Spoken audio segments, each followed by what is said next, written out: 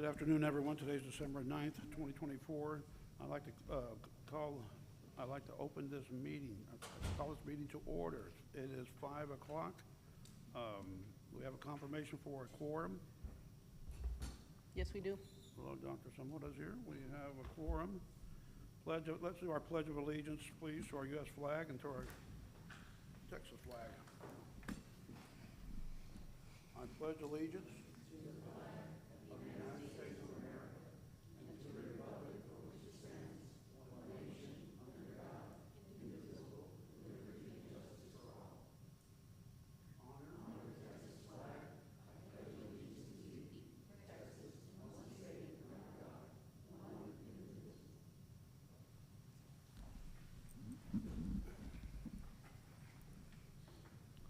Let's please take a moment of silence, please.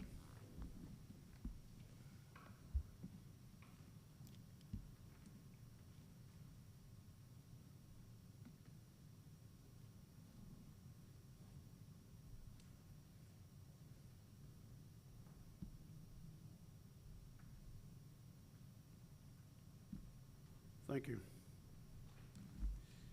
Moving on from our moment of silence to workshop or public hearings. Do we have anything on that? At this time, we don't have a public hearing at this workshop, but I do want to note, and we'll talk about it later in the agenda calendar of the workshop we have. Okay. Public comments. Do we have any folks for public comments today? No public comments. Okay.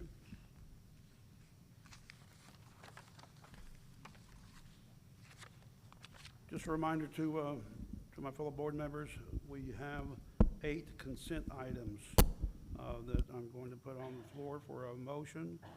But this is the time, if there's any questions or concerns on these 8 consent items, it's the time to bring it up. I'll give everyone a moment to think about this before we move on. Can we have some discussion on number 6, please? Number 6. All right, we'll pull number 6 out of consent, and then we'll pick it up over here on the bottom. On items for individual consideration, we'll have number 6 there. Any other items that we want to discuss or pull out of consent? All right, so we pulled out number 6, and then we'll move that one down there for consideration. Do I have a motion to pass the other items? I'll move to pass the rest of the items. I'll second. A motion by Dr. Holman and second by Mr. Badian. All those in favor say aye. Aye. Aye. Aye. All those against? Motion passes. We'll move on to items for individual consideration. We have General Manager's report to the board calendar. Ms. Gilbert. Good evening, board members. We have several different things on your board calendar. If you go to that page, you'll see the monthly scheduled meetings for December, January, and February, along with the PUB holidays that are scheduled for this period. If you notice on there, PUB will be closed on Christmas Day on the 25th and 26th in observance of that, and then again on January 1st and January 20th of the month, along with the other holidays that were noted on there. Special notice also for your calendars. Several different of our staff has reached out for various different things that we have going on. We have on December 10th a joint workshop with the City of Brownsville and PUB. We have on December 14th the PUB annual dinner and dance. We have on December 18th the workshop for the special board meeting, and at that time we will be discussing with the PubCap the integrated resource plan. Furthermore, we also have on December 8th the Finance Committee meeting, and if you have any other committees that you want to have, let us know, and we will put it onto the board calendar at this time. And any questions on the calendar before I proceed to move on with the industry updates? Any questions from any of the board members on the board calendar? Okay. Okay, Ms. Gilbert. So on the industry updates, one of the things I like to do, we are starting a legislative session. And at this time, there's a lot of leftovers from the 88th Texas Legislature in 2023 that are going to be consideration for discussion. We have already some of bills filed, and one of them is under Texas Grid Security Commission. that would be empowered to elevate all hazards to ERCOT grid and to recommend resilience standards.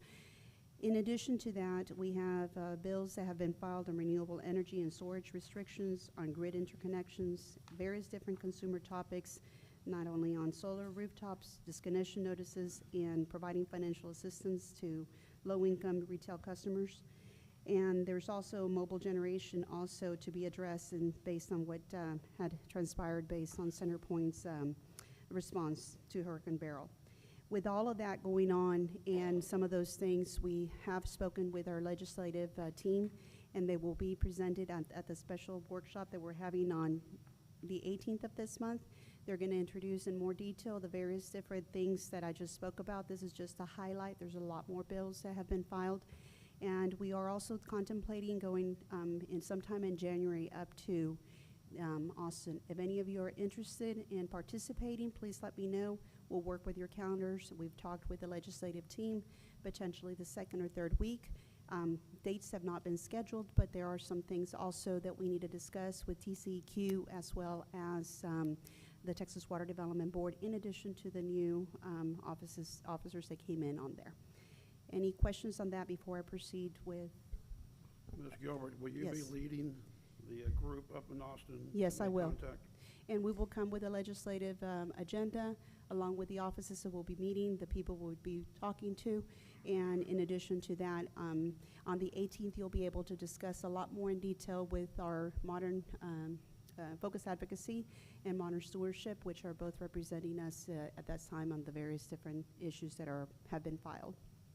Okay, perhaps you can get us all some information on tentative dates and see if some of the board members can attend. Okay. Okay? With that also, I have a we- quick oh, go ahead. comment on that. Mhm. The city of Brownsville, will be going up there the 28th and 29th of January. Okay. I believe we're having City of Brownsville Day at the Capitol. And that's organized by the chamber, but Yes. I'll be going, and we'll be having various meetings as well. So just let you know. Okay, perfect. So we were thinking about doing it a little bit sooner. We are aware we do have staff that will be attending also Brownsville Day as well. I will not be attending. Any other Okay. questions? If anybody's interested in attending Brownsville Day at this time, on the 28th, I'll be doing that. That is a City of Brownsville hosted event, and I do need to pay for that attendance. Is Mr. Martinez on right now? He is online. Okay. Yes, I'm here. Just want to make sure you're not missing these opportunities. Okay. All right. We are starting the winter season. Official day kickoff is December 31st, and with that, ERCOT, requires for all municipal-owned utilities that are to file weatherization reports. And so ERCOT also releases the ERCOT monthly outlook for resource adequacy. And so their latest report has reported on extreme weather events similar to Winter Storm Elliott and things of that nature. So we just want to make sure that everybody is aware that there is an elevated risk of controlled outages that ERCOT may issue. These are not controlled by the Brownsville Public Utilities Board. Even though we may have all our generation up and running and the adequate resources running, these are something as a balancing authority that ERCOT is the one who controls that. There is a probability of this occurring, and it has to do with the phenomenon of the La Nina, El Nino, and the various different resources that could or could not happen, but that's just something for us to keep in mind as we proceed the weather. We are expecting a mild weather, but we may expect extreme weather events. Mild weather and extreme weather events go hand in hand, meaning we may have a warmer winter, but yet smaller portions out there. And Dr. Holman, I see you. Are we doing anything to communicate this risk to our ratepayers? Because like you said, this might happen. ERCOT might ask us to turn off power to people, and we have no control over that. We have various different communications plans, and we'll be happy to provide you in writing all of the communication plans when this happens. As soon as we get notice from ERCOT, we have a plan in place that gets triggered, and we start notifying them there. Even beforehand, there are some pre-notification meetings. As such, right now, notifying you all of the plans that we have in place. The annual weatherization plan that we have to provide to ERCOT for our various different designations as a load-serving entity, as a generation resource, as a transmission operator, and all of the various different things. And we also monitor to ensure that we have the right weather procured so ERCOT can prepare for that potential peak load for the whole state of Texas, and they are the ones who then administer the various things. So yes, to the communication plan, we have a communication plan, and we'll be happy to forward you some of that information. And I see our Chief Administrative Officer taking down that note. I see Mr. Gerardo, if I saw your camera turn on, would you like to say? No. No, I just didn't realize we had to leave it on. So I'm a little under the weather, but I'll be on for the whole meeting. Okay, thank you. So with that, if ERCOT were to conduct control outages, PUB customers would be affected regardless of the availability, and that's just something that we just need to make clear for everybody to be aware of at this time. We have been working through a lot of other moving on to the water side and the drought. You'll hear more about it. We have been working very closely with our water master and also the water situation, and you'll hear a little bit more about the drought, which hasn't really changed, and I have been involved in communication with various different offices to ensure that the water strategy for our area is addressed. Okay. Could you tell us more about that? There has been special called meetings that PUB has been attending in reference to. We have the International Boundary Water Commissioner who has invited all the stakeholders in the lower Rio Grande Valley. We have had staff members as well as myself attend the deliveries of the various different water from the 1944 treaty. Some of the activities that we've written letters of support in order for us to be able to take alternate water supplies. However, there is no where for us to park the water at this time, and so that's going to be a water administrative issue by the water master for them to allocate how the water is coming in.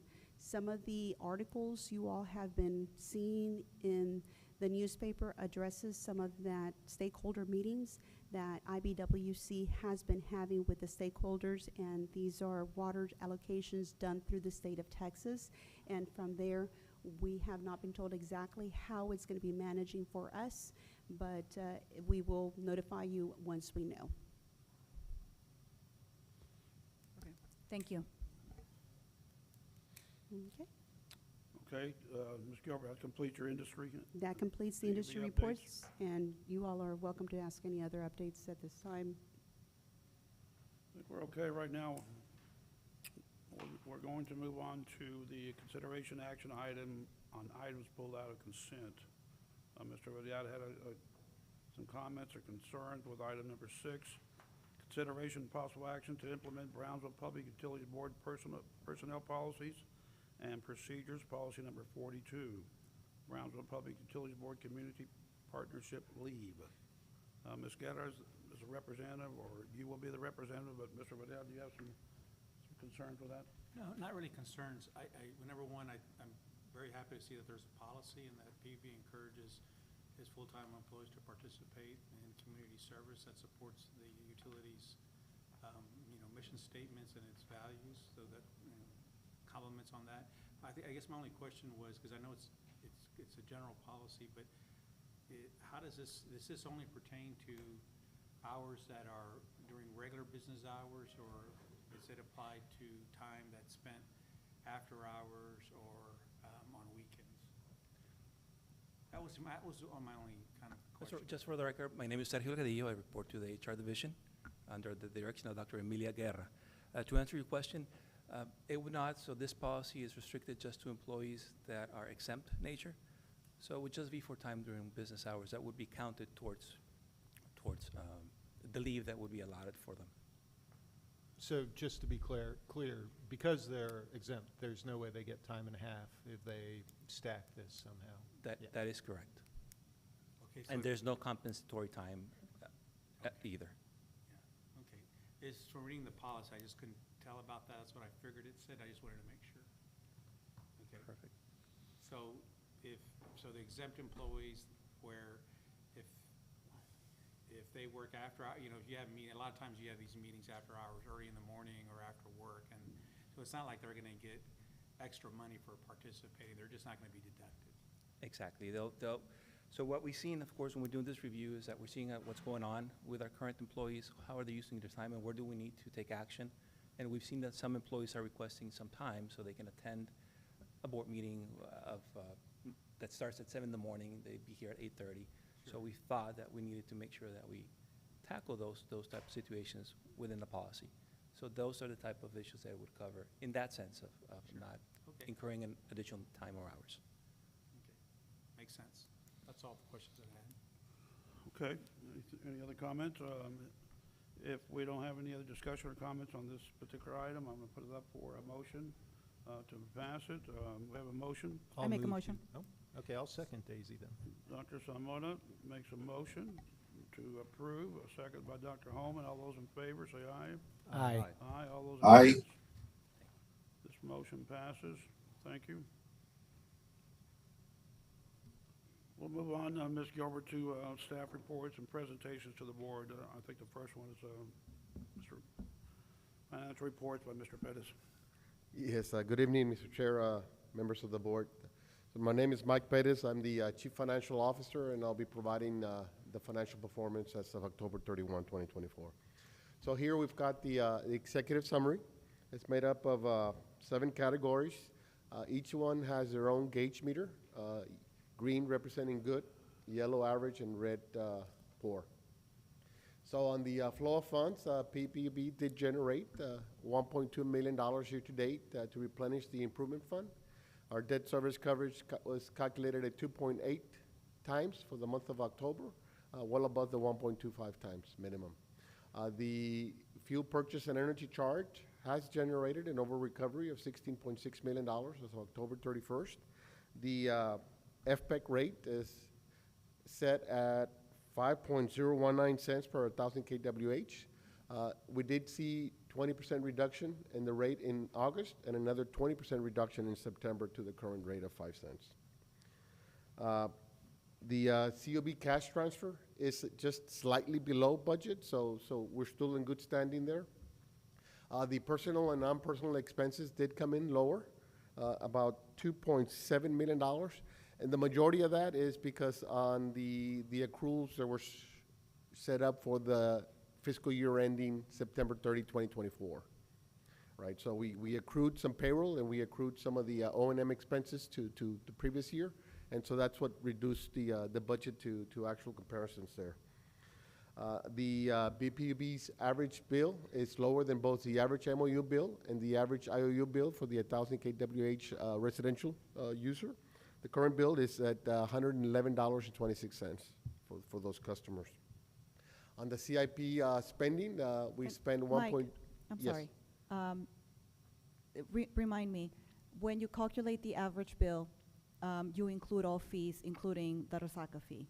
Is that right? This is just electric. So We're only- just talking electric here, the And electric do bill. you provide Sorry. this also for water? We can certainly do that for upcoming months. Okay, thank you. We can do that. So, yes. So I do want to point out, the issue with water is, that is kind of a constant rate. It won't have this effect of the FPEC changing. I think it would still be useful to compare where we are relative to other utilities. I think it's worth a discussion because, we are treating water at a different rate or a different type of water than everybody else. So comparing us to people who just pump it out of the ground in East Texas might be kind of dangerous. I'm not saying don't do it. I think it's a discussion we should have, though, because they're not always comparable. The river water going into that Houston draws from has a total different makeup and requires total different treatment.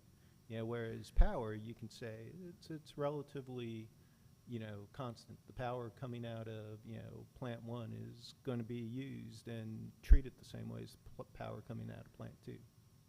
Perhaps there's a way to compare only to similar water sources, perhaps other utilities, around the Rio Grande River? I mean, it's worth a discussion. We should see if there's any Right. way to get some data Yeah, that would be useful. I guess what would actually bring our rates just a bit higher would be the SRWA plant. Right, and the expansion for us, desalinization because that's a plant. little more expensive than treating surface water. Okay. And Mike, just a quick follow-up. The electrical component of the utility, what's the difference between the electrical and the water consumption in terms of budget? Oh, it's significant. I think our water budget would probably be $30-some million Okay. compared to $160-some million on the electric side. Okay, So it's, yeah. all right. So, yeah, the electric revenues represent maybe just a little over 70% of the total revenues. And then water, wastewater make up 15 and 15% pretty much. Currently.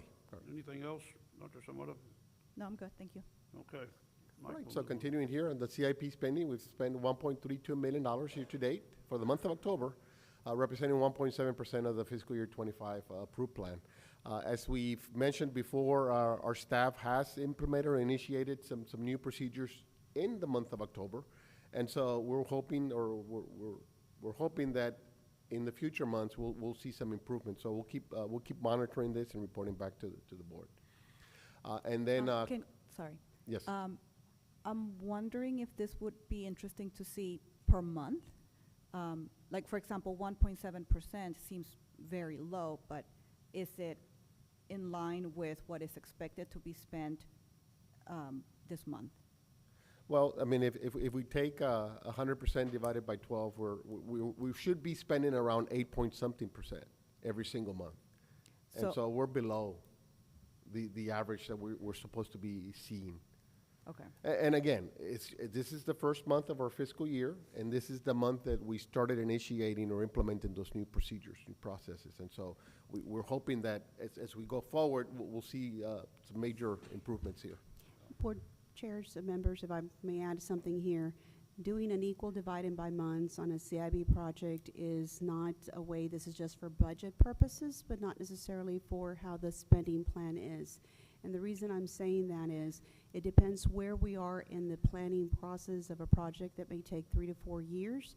If there's a lot of upfront capital costs or there's a lot of already under construction, you'll see the ones that are under construction move very quickly versus the planning a little bit different. And so dividing equally amongst 12 of what's approved in the CIP, we are currently addressing some of those systems. We can come back and bring a presentation on CIP specifically and the changes to address a better way to a KPI, key performing indicator, for the spending plan that would be more in line with our spending plan, in addition to where the processes are based on front-end engineering, construction, and closeout.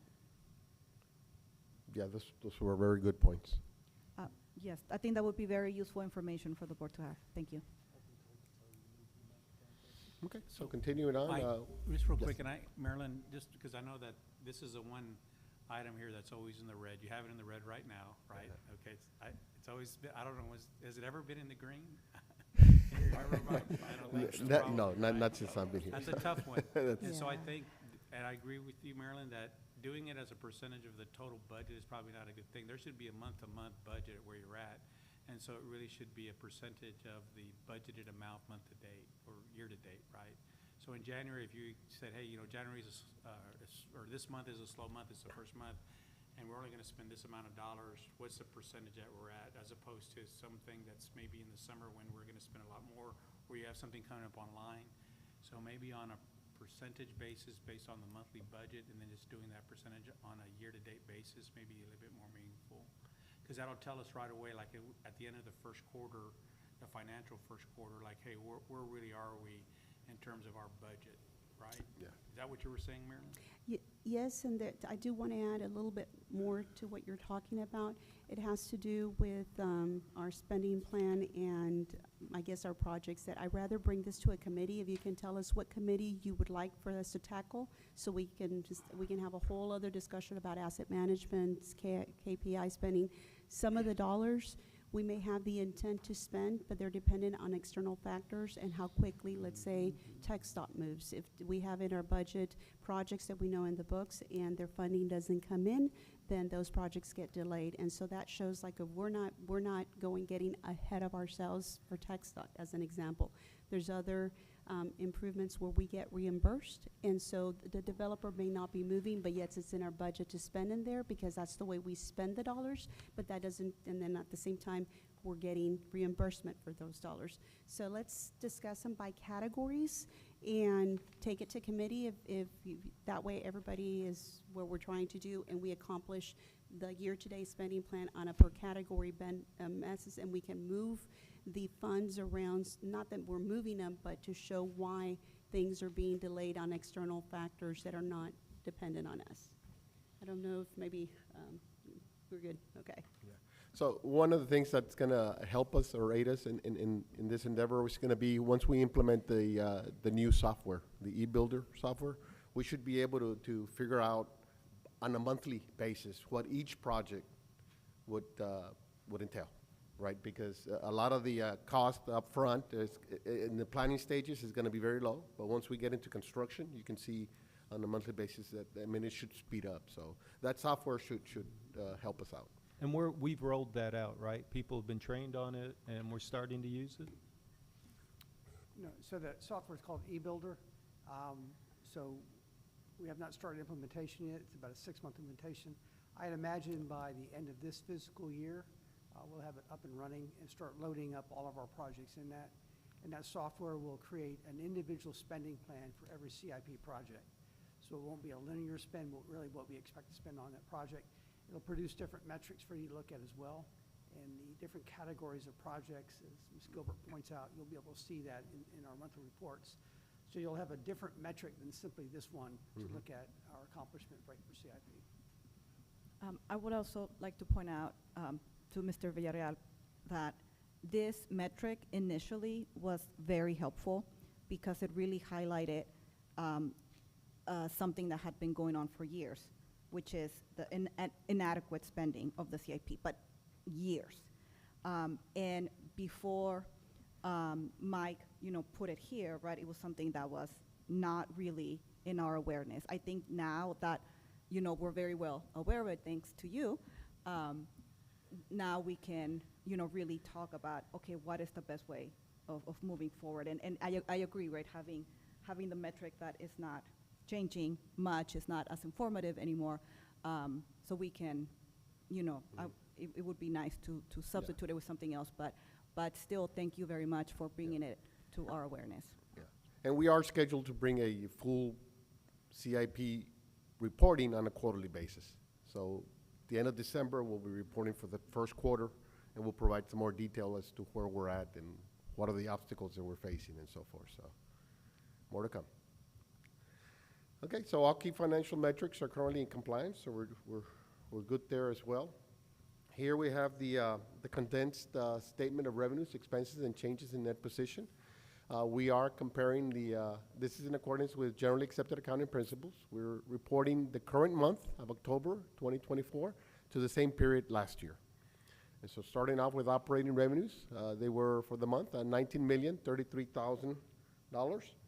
They represented a $1.7 million decrease from last year. So we did see base revenues decrease by about 1.1 million, and then the difference of 600,000 is the decrease in the fuel revenues. Operating expenses were 14,351,000. They were about 169,000 below last year's levels. So we arrive at operating income line 3 at 4,681,000. We back out the net non-operating revenues or expenses of 1,816,000, and we arrive at an income before capital contributions of 2,865,000. The big difference that we see there from in line 4 from this year to last year really represents a recording of damages that we incurred in the lead fiber and back in October of 2024. So we recorded some revenue there for those damages, and that's what's triggering that huge difference there. We add in our capital contributions, line 6, at 452,000, and we arrive at an increase in net position for the month of October of 3,318,000. Adding this to the net position at the beginning of the fiscal year, we end up with a net position at the end of the period of $134,000. So here now we've got a condensed summary of revenues and expenses. This is based on the flow of funds. This is following the bond ordinance. And what we're doing here is we're comparing the current year actual with the year-to-date budget. So operating revenues, $18,482,000. We're $2.6 million below operating revenues. And here again, the majority of this is our base revenues did decrease $500,000, while the fuel and the off-system sales decreased $2.1 million from budget, right?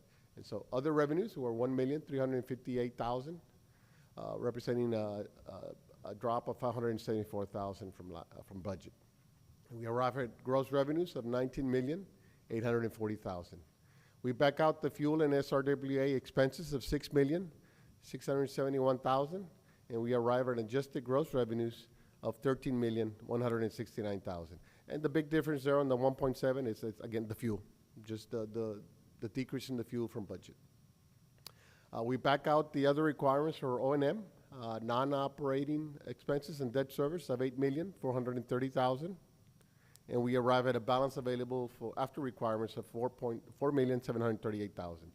That $2.5 million reduction or decrease from budget represents what I had just mentioned earlier, the accrual of the expenses for payroll and the O&M that got pulled back to fiscal year 2024.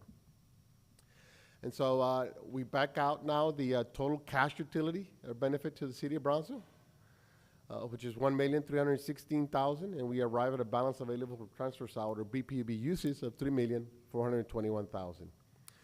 That $3.4 million was used to fund $2,183,000 in CIP, leaving a balance to replenish the improvement fund of $1,238,000. That concludes the financial performance report for the month of October. I'll be glad to answer any other questions. Any questions or comments? Okay, Mike, thank you for that. We'll just go ahead and move on. You have the next one as well? Yes. Presentation and discussion of changes in accounting for off-system sales. Yes, so good evening, Mr. Chair, members of the board. So I'll be presenting an overview of the changes in the accounting of off-system sales. So in December of 2010, ERCOT transitioned from a zonal to a nodal electric market, changing the way electricity prices are calculated within the power grid. Moving from a system where prices were uniform across large geographic zones to a more granular system where prices vary at individual nodes based on local supply and demand. This change reflected the true cost of transmitting electricity at specific locations on the grid, resulting in more efficient market operations, improved price transparency, and enhanced grid reliability. Some of the key points about the transition are that under the previous zonal electric market, BPUB submitted balanced schedules to ERCOT with equal amounts of energy demand and generation. Any excess generation was sold to other utilities when economical and recorded such transactions as off-system energy sales. These off-system energy sales were scheduled as discrete transactions and accounted for separately from the native load, resulting in revenue not being associated with retail customers. And so the net margin for this off-system energy sales contributed to the replenishment of the capital improvement fund. Funds in the capital improvement fund are then used to cash fund our projects, which benefited customers by reducing the amount of debt issuance. So now, under the current nodal electric market, ERCOT forecasts loads for the entire system and centralizes generation dispatch. Balance schedules are no longer submitted to ERCOT, and resource entities offer all generation to ERCOT for centralized dispatch. So BPUB resources really now serve the ERCOT system load, and BPUB no longer balances its customer load with generation. The traditional concept of off-system energy sales no longer exists in the ERCOT system. BPUB owns and operates its generation as a physical hedge against price volatility in the competitive wholesale market.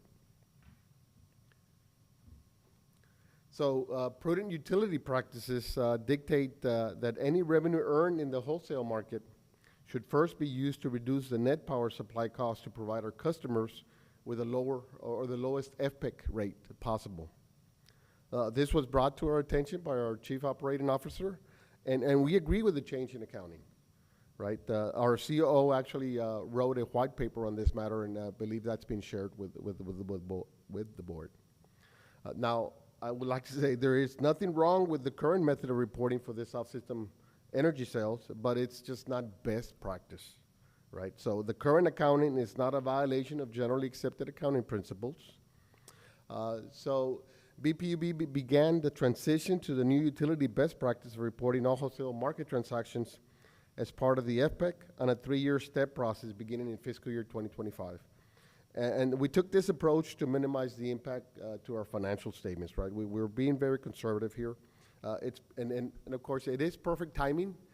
They were considering this because of the ongoing electric cost of service study. So we'll see where we land there. Now, the past 2 fiscal years, BPUB had budgeted $15 million in off-system sales at a 40% margin, around $6 million, right? In fiscal year 2025, we ended up reducing that budget of $15 million down to 10. That's the 1/3, first year. But we did implement a 50% margin, which was closer to the 5-year average.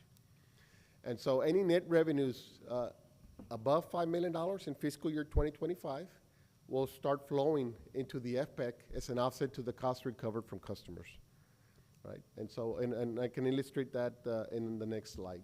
So the intent here is by fiscal year 2027, all transactions will flow through the FPEC and we will no longer be reporting any off-system sales. So this table here shows what the financials would have looked like if all the off-system transactions had flowed through the FPEC in fiscal year 2024. This is for illustration purposes only. We didn't start the implementation, of course, 1/3 until fiscal year 2025. So this is just to show what the impact would be, right? And so here we've got the electric transactions, just electric, no water, no wastewater, for the period, or the unaudited numbers as of September of 2024. So the first column shows the current method that we're doing. Second column shows the transition, had we transitioned 100% to this new accounting. And so on the top right, you'll see, for simplicity purposes, I do show the off-system transactions. The off-system sales were $17,288,159. The off-system expenses were $8,940,218, and that's reflected in the first column that we see here, right? So we generated a net margin of $8,347,942, about roughly 49% margin there. Now, like I had mentioned earlier, the most that we've budgeted is $6 million, but we ended up with excess of $2.3 million in net margin. So in essence, when we transition over to this new accounting, we're going to be reducing the off-system energy sales and the expenses by the $8.3 million net margin, right? So here we see that the fuel revenues are going down from $69 million down to the $61 million. And likewise on the expense side. These are pass-through costs, and so those revenues and those expenses are always offset, right? And so the bottom line is that BPUB will be transferring $7.5 million less into our improvement fund, and then the city would be impacted by $834,000, 10% of that net margin. The net effect to the city really is going to be less because in effect by transitioning this into the FPEC, we are actually reducing the FPEC rate, right? And so that effect on the city's usage would have resulted in a savings to them of $333,485. So the net effect for the city would have been $501,309. Just for clarity, BPUB did outperform our budget in fiscal year 2024. So the actual cash transfer to the city was actually $1.2 million more than what had been budgeted. So the net effect, had we done this transition, would have been just the $500,000. They would have still gotten an additional $700,000 in fiscal year 2024.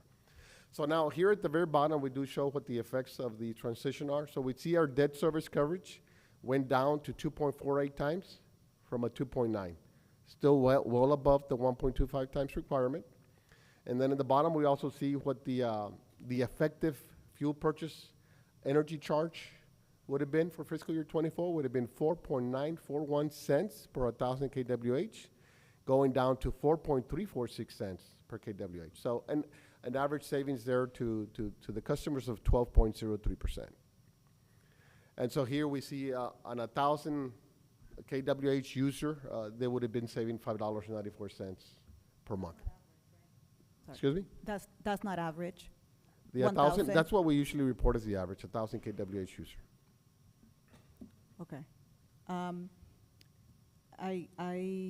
I like this one. In summary, we're going to be making less money, but our customers are going to get better rates. They're going to benefit with a lower rate. Exactly. Okay. And so we understand that this is going to somehow, it will be affecting the city, cash transfer. And so I've already reached out to the city's chief financial officer, and we're scheduled to meet on this on Thursday. So we'll keep you abreast on how that goes. Be an interesting meeting. Yeah. Well, you know, we're reducing our CIP as well. So that's important to remember as we think through our budgets. But I think everybody's on board with the idea of lowering the average bill rate. That's right. So, or at least I am. I That's a good thing. think everybody else. All right. So that concludes the presentation. Any other questions? Thank you. I know a lot of work went into this in a lot of months, and I really appreciate it. All right. Thank Good, you. Mike, thank you. Oh, there is no action item on this? Okay. No, just informative. The next item we have is a presentation on the process for developing and implementing utility rate changes. Ms. Cavazos, Monica, how you doing? Yes, good afternoon. Monica Cavazos, Director of Finance. I report to the CFO. So we've got a little bit of history for you all on, we're going to go through the background, the process of data gathering, the assumptions and the rate design process, progress meetings and presentations, and then the resolution and ordinance approval process. We're going to be using the most recent cost of service and rate study that we had done, which was our water and wastewater rates. Okay. So looking at the background, the last time that the water and wastewater rates had been looked at was a rate study that was completed in February of 2013. We had water rate increases, a cumulative amount of 20% over three different periods. The wastewater had cumulative increases of 6% over 2 periods. So the last increases for the water utility were in October of 2016. For the wastewater utility, the last rate increases were in October of 2014. So we began the RFQ process for a new updated study in December of 2019. We advertised a request for proposals. The scope included the determination of revenue requirements and the development of a 5-year rate plan. Again, this was for water and wastewater. In January of 2020, the BPUB board approved the selection of Wilden Financial Services. We had 5 respondents to our RFP, but Wilden was the firm that was chosen by the board. They did the data gathering, their process, and in August of 2020, they presented their first draft of their water and wastewater rate study to the BPUB board. At that point, the board requested a change in the scope of the study to include calculations and options to support the RESACA program. So again, the data gathering, they looked at initially at the water and wastewater accounts. They looked at class and meter size, customer class, meter size. They looked at consumption data by customer class and month for a 4-year period, billed revenue data, financial forecast, capital improvement plans, the water production and treatment, influent and effluent totals from the wastewater plants, and debt service, which is also a key component of what needs to be covered through the cost of service. They had some assumptions that they used in their study as well, which indicated that the current water and wastewater rates were not sufficient to cover the cost of service to provide those services to our customers. They estimated that personnel and operating expenses were expected to continue to increase by at least 2% annually, And our capital plan for the water and wastewater utilities totaled $163 million over 5 years. So that's a significant amount of cash and debt to be expended on the infrastructure for those utilities. When they looked at the rate design, they looked at several different things as well in order to determine the appropriate rate design. They initially looked at whether to implement, because we were so far behind and so under recovered, they looked at initially implementing higher increases in the earlier years, in the earlier portion of the 5-year plan, and then lower increases in the later years as we caught up with our expenses. They looked at recovering the Resaca costs through our base rates or as a separate fee. And then they also looked at the grant opportunities that we had before us for the Restore grants and for the U.S. Army Corps of Engineers as well. So whether we would recover one or the other or both grant matching funds. There were multiple scenarios that they reviewed as well. Again, recovering the Resaca costs through levelized water-based rates, through non-levelized water-based rates, recovering the Restore costs, recovering Restore and the Corps. So there were quite a few options that they looked at. They also, next page, sorry. In December of 21, they presented the four rate scenarios to the BPUB board to include the Resaca cost in the base rates or as a separate fee. They also looked at some alternatives, whether to base it on consumption, on a price per gallon of consumption per customer, or to look at a flat fee per customer per month. The board approved the presentation of 2 scenarios. The board at that time decided it was the best course to create a separate Resaca fee. So they wanted to present that to the City Commission. And they also wanted to look at a non-levelized water and wastewater rates. I'm sorry, in addition to the non-levelized, which they had developed to have higher percentages in the early years and lower percentages, the board wanted to look at something more levelized for the benefit of the customers so that they wouldn't have that rate shock in the early years. They could budget better if they knew what those levelized rate increases would be. So in February of 2022, Wilden brought the updated rate study with levelized water and wastewater rates to the Finance Committee.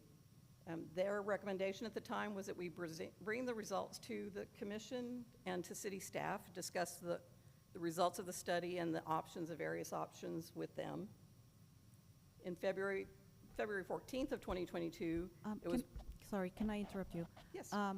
Of the Resaca costs that were being considered in the rates, do you know how much of that, maybe as a just proportion, roughly estimating, how much was actually needed to provide water to clients? Like how much of the costs that were considered Resaca costs were needed in order for us to provide water to clients? We had an average annual spending on the Resaca program of about $2 million a year. And then we realized, that it was hurting the water utility. They weren't able to cover all of their costs. So there was a period where we reduced the budget for the Resaca operations to $800,000 a year. So at that point, then we started looking at the rates and making those changes. But they had historically been at about $2 million a year in spending, and we had reduced that to roughly $800,000 a year. So even out of the 800, like how much of that was needed to provide water to clients? All of it. All of it was needed to provide water to clients? Right. Could you explain a little bit more? The water base rates weren't sufficient to cover all of the water expenses. So the water utility was being subsidized by the electric. As a combined system, the combined system covers all expenses for all 3 utilities, but the water standalone was not able to cover all of their own costs at that point, partly because there was never anything built into the initial base rates to cover Resaca operations. But, yeah, I don't know if I'm being clear. The Resaca costs are like what aspect of it is necessary for us to provide water to clients? Like when they sign up for water for their house, open their faucet, like does... As far as storage capacity in the Resacas for the water, for raw water storage for us, you mean, or? In any way, yeah, it could be a storage capacity, yeah. I'm not sure. I don't know if that's, yeah, a number. I'm not sure if I Does understand. anybody in this room know the answer to that? Your question is that money that has been allocated from the Resaca fee, that money that is being collected from the Resaca fee towards the water system, which I didn't realize was used to pay the expenses to develop water for the utility.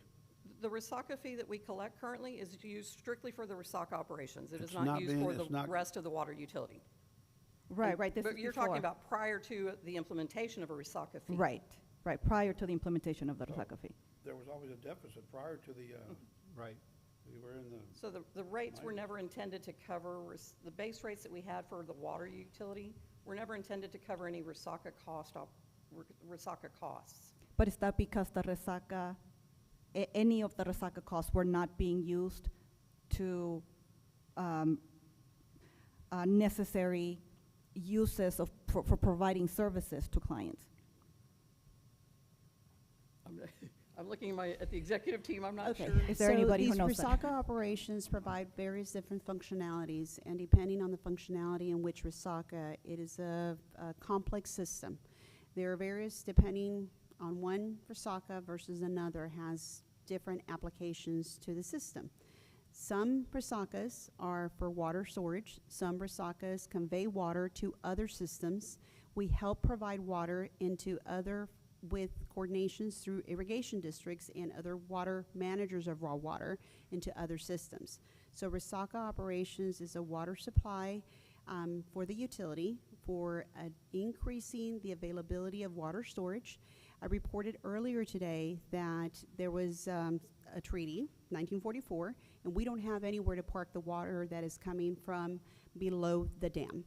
The Resacas help park that water into that area, absent of a weir that was never built in, as contemplated in the 1944 treaty. When the Resaca system is there to help provide an alternate water supply, and what happens is if our pump system goes down, if there's no water flowing through the river, if there's nothing coming in, then our water system then pulls water from the Resacas and provides potable water into the potable water drainage, into the potable water system. So in other words, water operations are utilizing the Resacas as an alternate water supply that is parking water that otherwise would go into the ocean. So if you're asking the question, it is a water supply for Resaca operations to increase capacity inside of the systems and also help convey water through the system. We have other projects that we're working through right now in order for us to help look at alternate water supplies, which we are in a drought and our surface water is no longer available. The capacity that where we park all of our water for the whole region, and I'm not talking about Brownsville, for the whole region from Laredo down over here, is in up in the upper valley, and it is a 2-year water supply. When that supply is at 20%, having an alternate water supply in addition to when it rains, it helps us maintain additional water to help the system. It is a combination of storage, availability, the conservation methods, the various different things. So the question is not specific for water operations because it depends on how we manage water. We can say we're just using surface water, we're just using desalinization water, we're just using Resaca water. It is menu of various different sources that we should be looking at. And right now we're looking at potentially looking into an effluent water system conveyance going into the Resacas. What does that mean? It means instead of discharging water that is cleaner than what we pulled it out from the river, going into the Resaca systems that gets blended in there, and then it cleans naturally, and we pull it throughout the system. And as we're pulling it, it's gonna help maintain a water quality issue and a water flow from there. It reduces the capacity usage of treated water to utilize into the plants. the expansion of existing water plants, and the availability of additional water supplies. So those are the three main things for why Brownsville PUB utilizes. Other secondary measures are ecosystem. Other secondary measures are potentially for drainage, but we are responsible only for the water side of the system, so that's why we are involved in Resaca operations. I'm not sure if that is accurate or the question, but it is, without having visual aids and maps at this point, I hope I was able to convey accurately what the question was and why we're involved in the water operations of Resacas. Actually, Thank when you. we go to that effluent system, we'll really need to be dredging a lot, but that's a whole future discussion. Thank you. Okay. So, again, in February, the final study was presented to the board with the various options. They did not take any action at that time.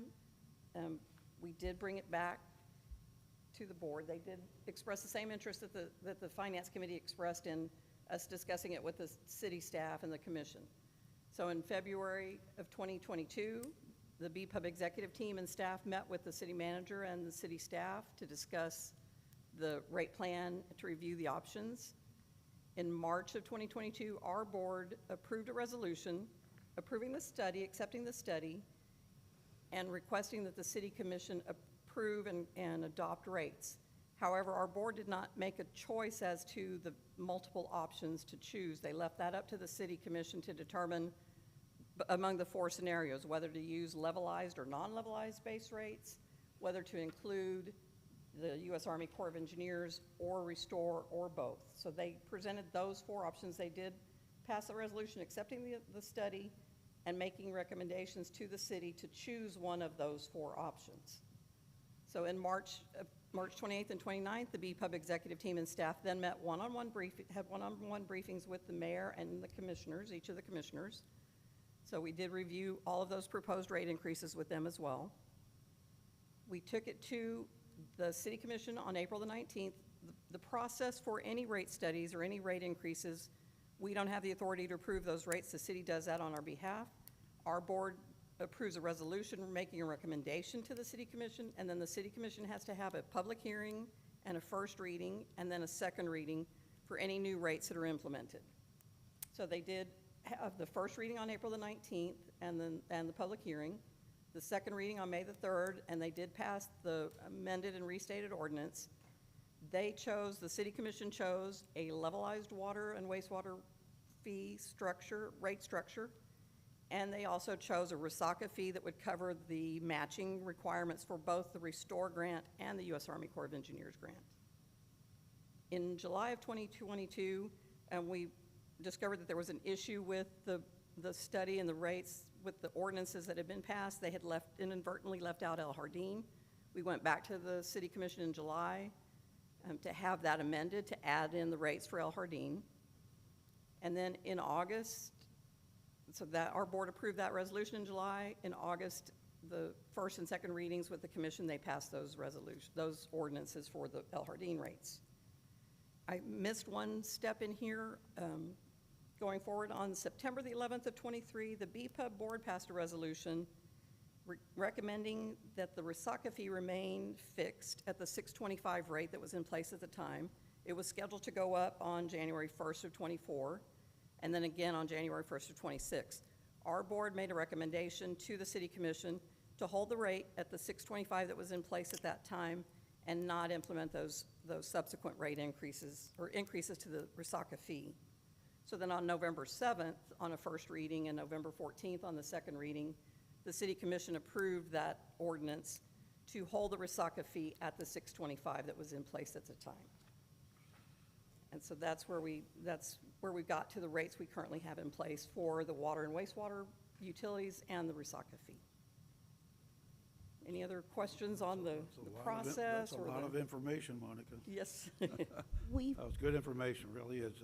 It's historical, brings us up to date. Dr. Samoda, I know, do you have any other questions? So from here, we're moving to new rates, rate studies Right. for both water and electric. But when they approved the rates in 2022, it was a 5-year rate plan. And so we do have 2 more rate increase scheduled for the water and wastewater utilities in January 1st of 2025, and then again in January 1st of 2026. So sometime in 2025, we may need to start a new rate study for water and wastewater rates again.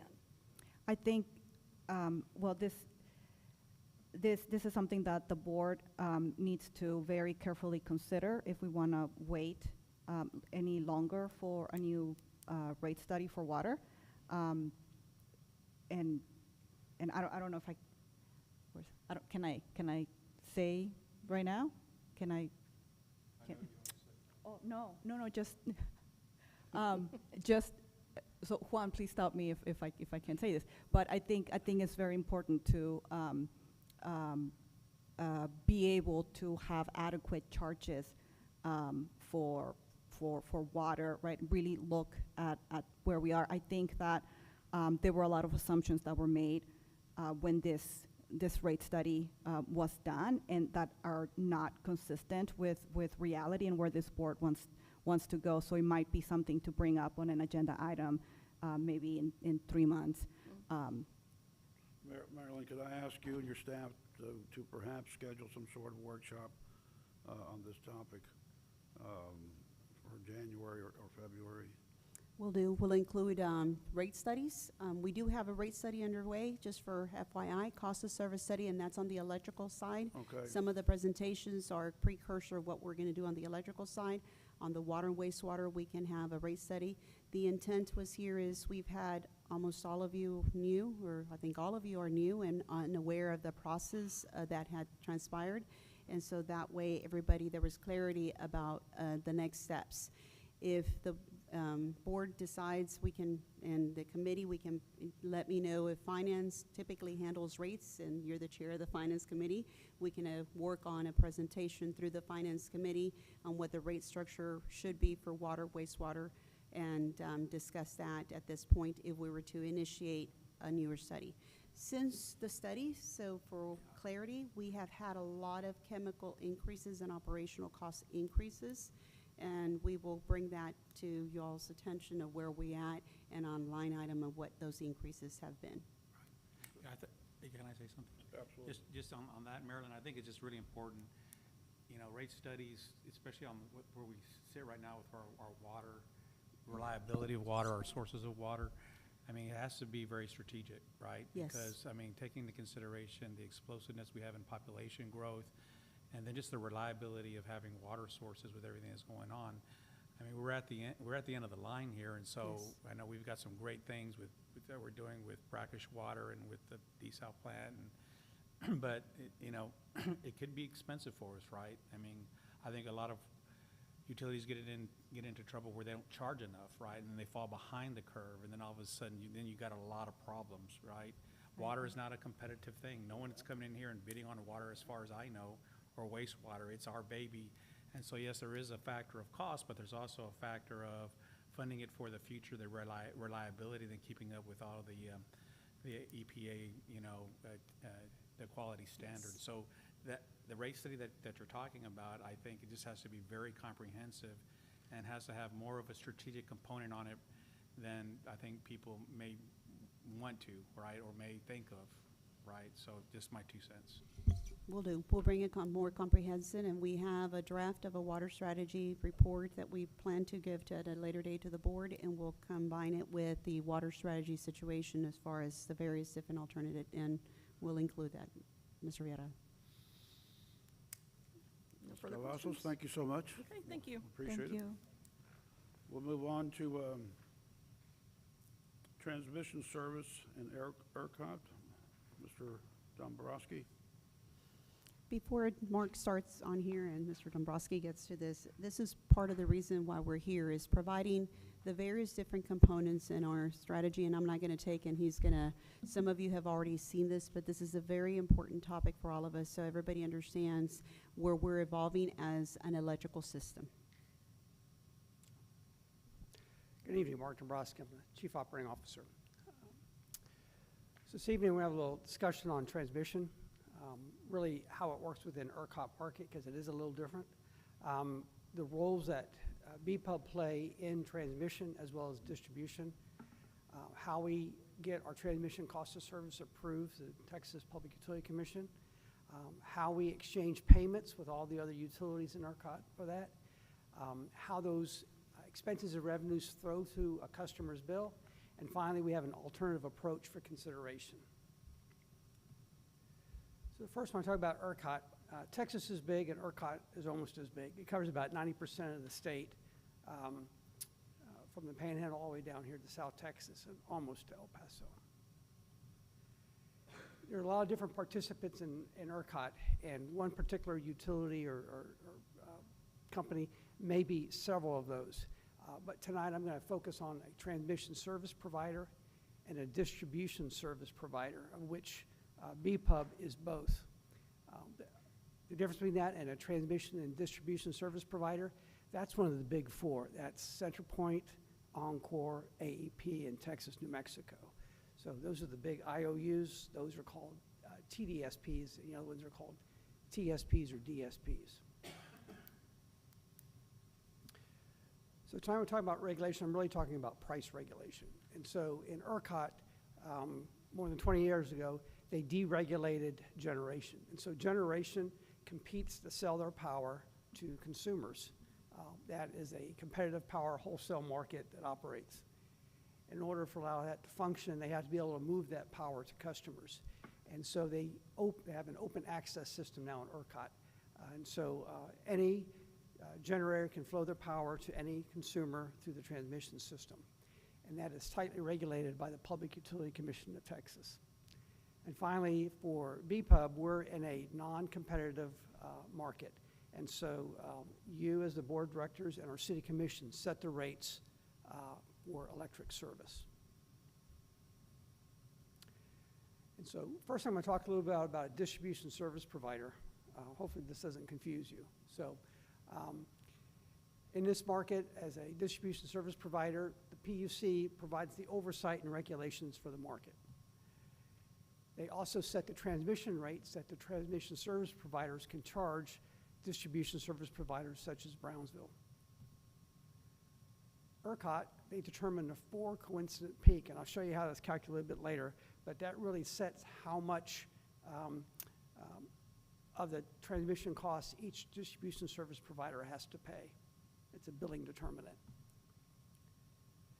The Public Utility Commission prepares what's called their transmission charge matrix. This is the exchange of money between the transmission service providers and distribution service providers. Our city commission, they set our retail rates for BPUB, so that's what all of our retail customers pay. And in the meantime, ERCOT manages grid reliability, ensure stability of the system, not the PUC. And so first thing that happens is a qualifying schedule entity.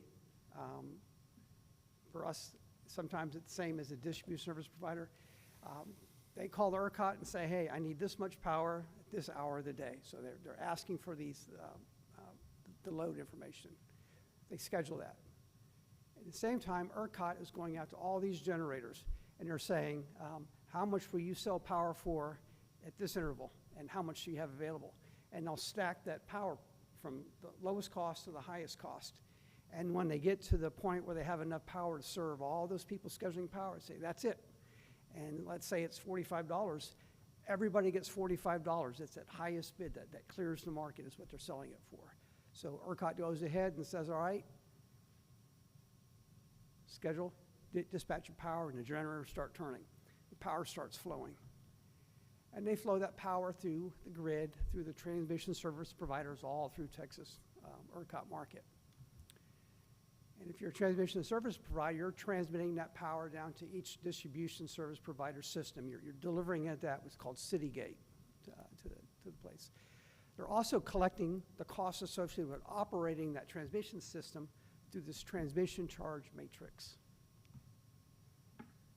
And the distribution service providers like BPUB, we pay those transmission charges through that transmission charge matrix. Finally, we send a customer, we give them the power, we send them a bill, and at the end of the cycle, those customers pay the bills set on the rates that the city commission set. So that's how the distribution service provider role is that we pay. Transmission system is one of the businesses we also run as BPUB. So we are also a transmission service provider.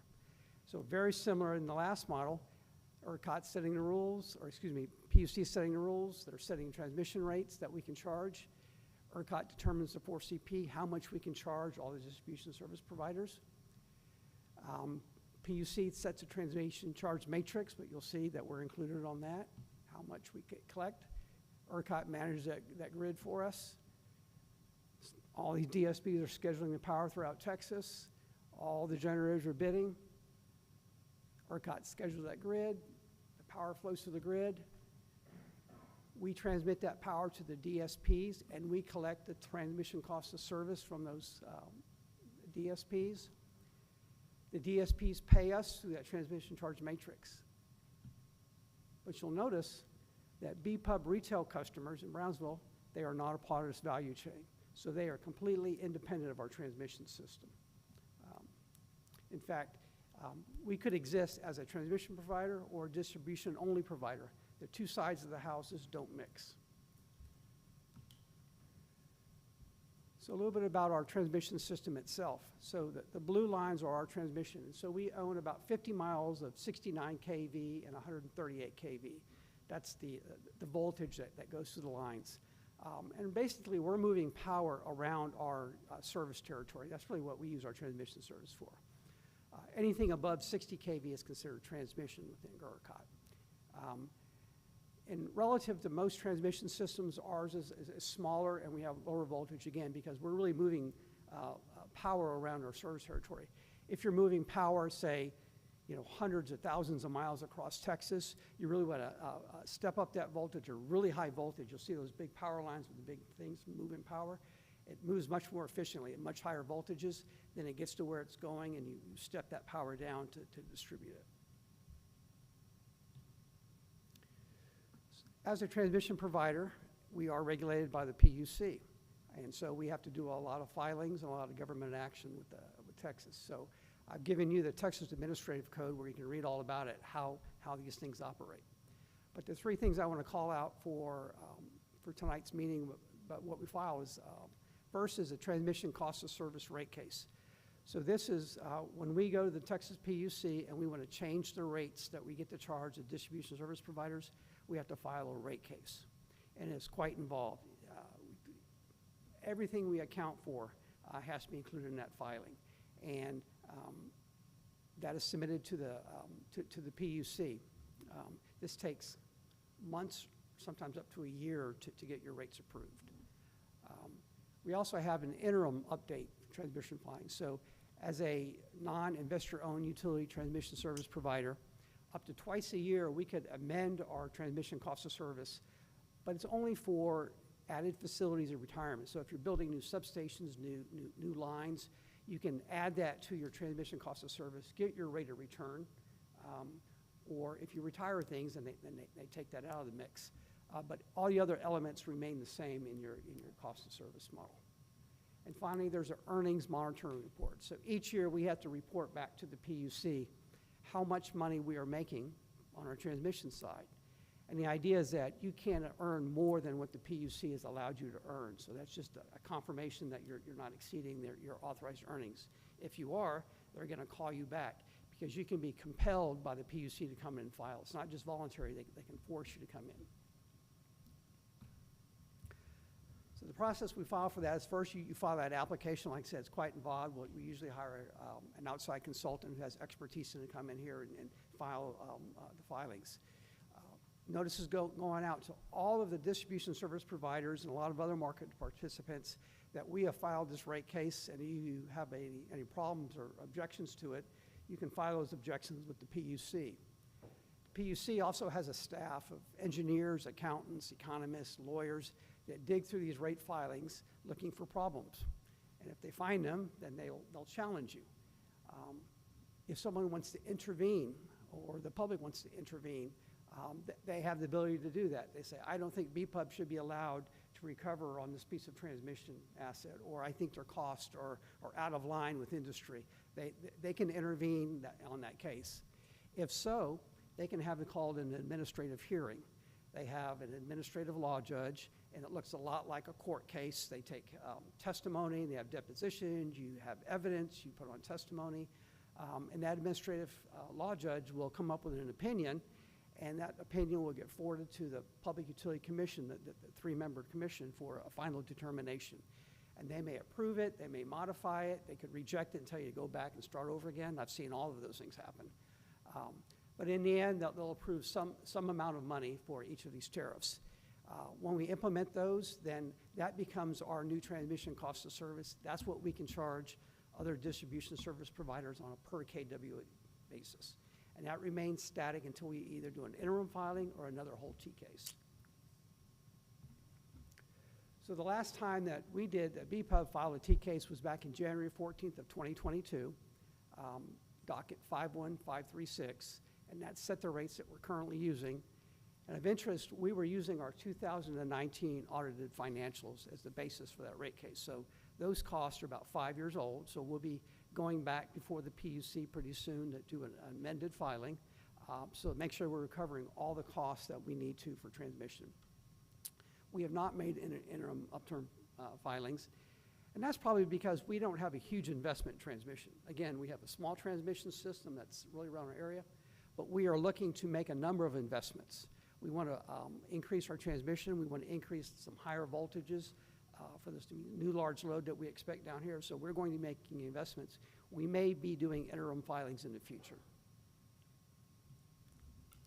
So finally is this transmission charge matrix. You may have heard of this before. So this is an actual excerpt from the March 2024 transmission charge matrix. And so this is what the PUC puts together that tells all the transmission service providers how much revenue they're going to collect, and it tells all the distribution service providers what they have to pay. And it's sort of a 5-step process. So first, ERCOT collects that 4 coincident peak, which I'll cover here in a minute, and that data is used to allocate all these transmission costs amongst all the DSPs. So all these costs are socialized across the system. Revenue requirements. So these are the transmission costs of service that I just walked you through. So every transmission service provider has their approved T costs. They're going to recover those T costs through this process. Each year, the PUC updates those using the previous year's 4 coincident peak, and that's for June, July, August, and September. Those are the summer months because we are a summer peaking utility, and you have to build a transmission system that will handle the most amount of power needed at the highest point of day, right? It's built for that. Most of the rest of the year, we're only using some smaller portion of the transmission, but we have to be able to deliver all the power that the customers need. The PUC will set this matrix calculation. They'll approve that, and they'll send that out to all of the distribution service providers and transmission service providers. And finally, the commission approves that. A couple of calculations. So what we as a transmission service provider get to collect really is based upon that approved transmission cost of service. Remember that one we did in 2022? That's what we're collecting. You divide that by the average ERCOT 4CP, and then you divide it by 12 to get a monthly amount, and you multiply that times a distribution service provider's average SORP. I'll have a little diagram that shows, make this a little bit easier. There's also something called the postage stamp rate. You guys may have heard of this. So this is really the total of all transmission service providers' costs divided by the ERCOT average CP.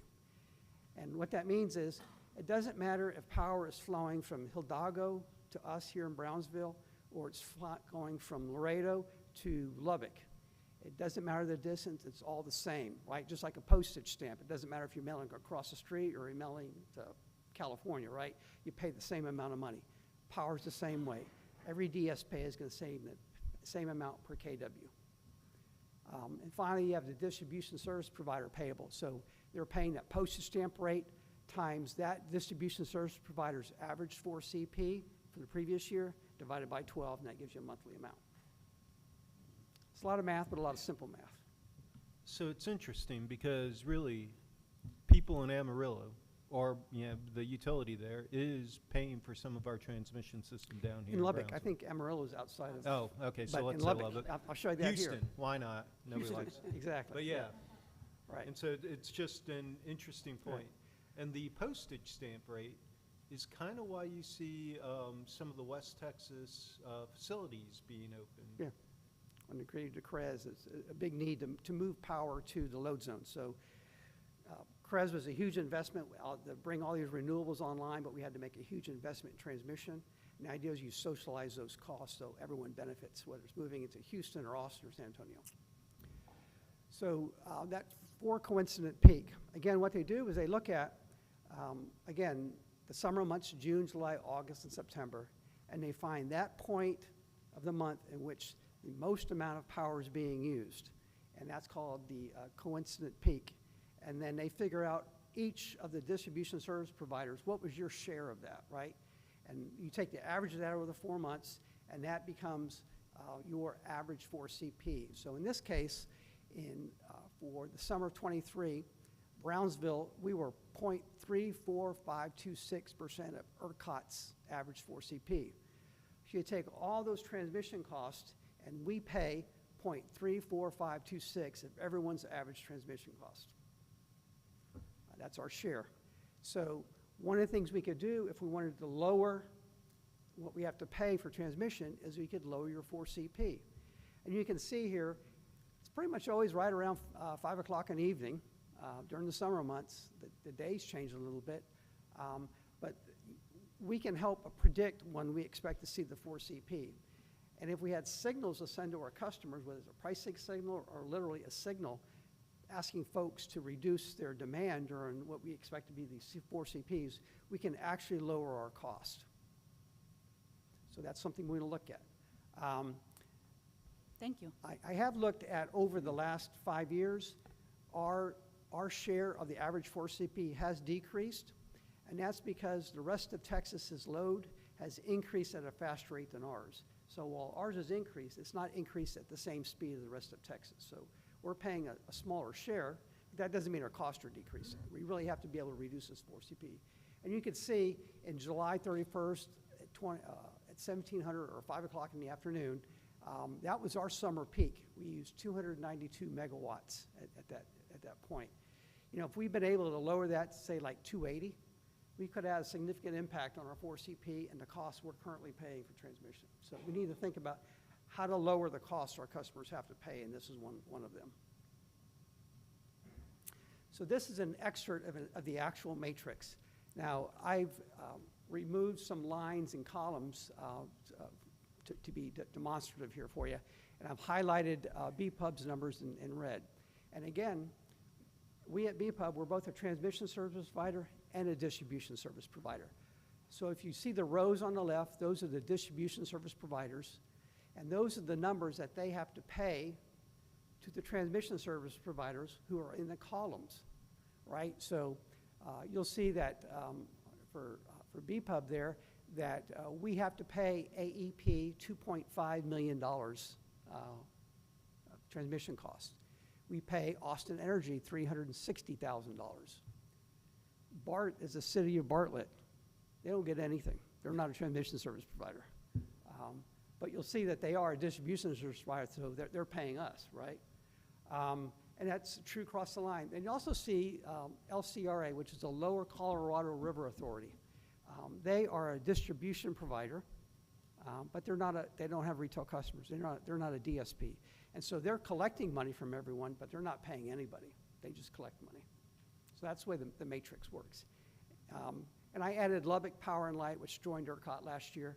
And you're right, none of our electrons flow from Brownsville up through Lubbock and come back down. Physics don't change. But because it's socialized, they are picking up a share of our cost, and we're picking up a share of their cost. A little bit easier way to read this is just put it in a column format. For 2024, we have to pay, our BPUB has to pay these providers because we're a distribution service provider. And that's because we are serving retail customers. It has nothing to do with us owning transmission, right? So even if we didn't have transmission like the city of Bartlett, we would still have to pay these fees. On the other side of the house, we receive money because we have transmission assets. And so we get paid from all these other utilities. The payment is unrelated to us serving our retail customers, right? We would still operate if we didn't have transmission. How much do you expect this to increase, more or less? Transmission The, revenue? Like, for example, CenterPoint paying us almost 3 million, would be like 3.2, 3.5? Right. So there's two components, is how often you update your transmission cost of service and how that 4CP changes. To the extent that everyone else's 4CP, they start using more energy, if we're having more, ours will go up because it's times 4CP, right? So our rate doesn't change, but the 4CP does. So we could file rate cases more often to collect more revenue, to keep in line. There's an expense associated with that. So that's kind of what we have to look at, make a judgment call. And so what happens is we have this transmission charge matrix. And what we really do is we do net payments. And so, like I pointed out, we have to pay AEP $2.5 million. Well, AEP has to pay us $950,000. So the net difference is $1.6 million. And then we divide it by 12, again, to get a monthly amount. And that's really for administrative purposes, because we don't want everyone sending checks and getting confusing. And also, we do it by 12 because it's cash flow purpose. Otherwise, we'd ask everyone to pay for an entire year's worth in 1 month, right? And that would strain cash flow. So that's the reason why that we have this charge matrix here. It has nothing to do with being a TSP and a DSP. But you can see there that at the end of the day, AEP, we pay them. Austin Energy, they pay us. City of Bartlett, we get a check from them for $36.25 every month this year. And you'll see Lubbock Power and Light, they pay us $39. So Lower Colorado River, we pay them a lot of money. So what do we do with this money? So historically, because it's been netted out through this matrix, that's how it was handled. And so we're making payments to transmission service providers on one side, and we're receiving money from distribution service providers. We get that net payment on the matrix. What we've been doing is some of those are net expenses, right? Where we're paying like Lower Colorado River Authority, we have to pay them, right? So in order to collect that money, we roll it into the FPEC, and we collect it from the retail customers, that net payment. But if it's a net receipt where we're getting money, like the city of Bartlett, that $39, it flows down to non-operating revenue and gets booked there. So these have different impacts on our bills. I'll show you in a minute. But we also have all those operating expenses, right? Because we are a transmission service provider, we have transmission costs. Those are collected through our retail base rates. So all of these have different impacts on a customer bills, pluses and minuses. So if you look at a customer's bill, and here's an example, those net receipts that flow into non-operating revenue and the wholesale transmission cost of service recovered, you'll see that in your energy consumption or energy consumption charge. Those are the base rates. It's just like when we sell property where we have interest income, those offset the amount we need to collect from our customers, right? So those are offsets that would lower that. Transmission cost of service is an expense. We need to collect it, so that's going to raise the rate. The next way we collect that is the net expenses. And so those are the ones where we have to pay like AEP. And so we roll those costs into the fuel and purchase energy charge to collect that from the retail customer. And so that increases that FPEC rate. But you'll see that all of these millions and millions of dollars, there is nowhere in our customer's bill to say transmission. Our customers probably don't know that they're paying for it. And so there's a lack of transparency. And again, if we want to start having our customers lower their demand, especially our big industrial customers, we have to be able to charge them, and they have to be able to see that and say, if I change my 4CP, then I can lower the bills. And so we need to think of a way how to put transmission onto our bill. And I have a solution. So on the retail side, and again, because we're a distribution service provider, we have these expenses, and they're totally associated with serving a retail customer. We should consider creating what's called a transmission access fee. And so that is the revenue that would support it, that would pay for that, right? Because it's associated with retail load, it should be collected from retail customers.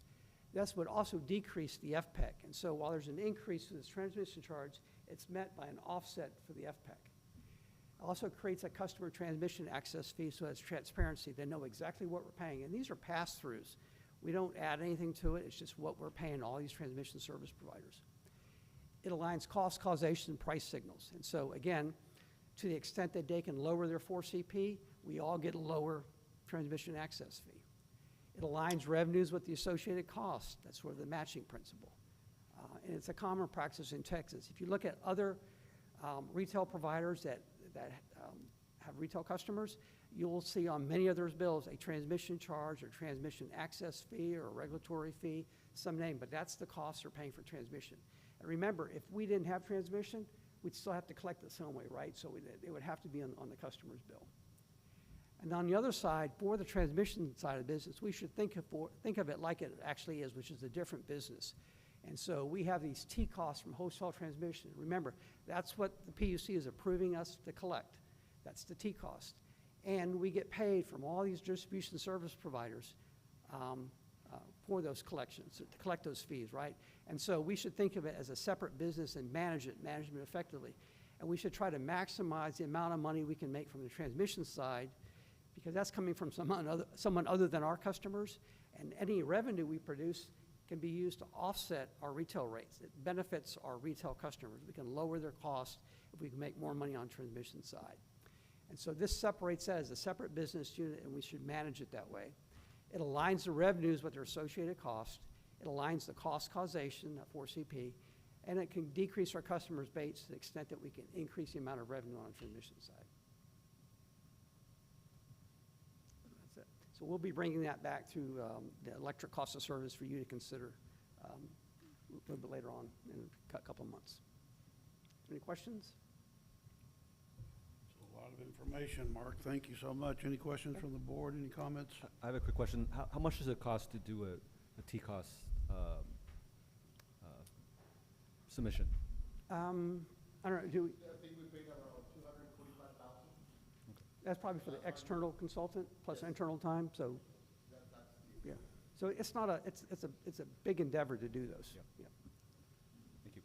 So two things. One, thank you very much. Yeah. One of the reasons we brought Mark on was to think about, Maryland brought Mark on, was to think about these very complicated problems and think about how to help reduce rates for our ratepayers. So thank you.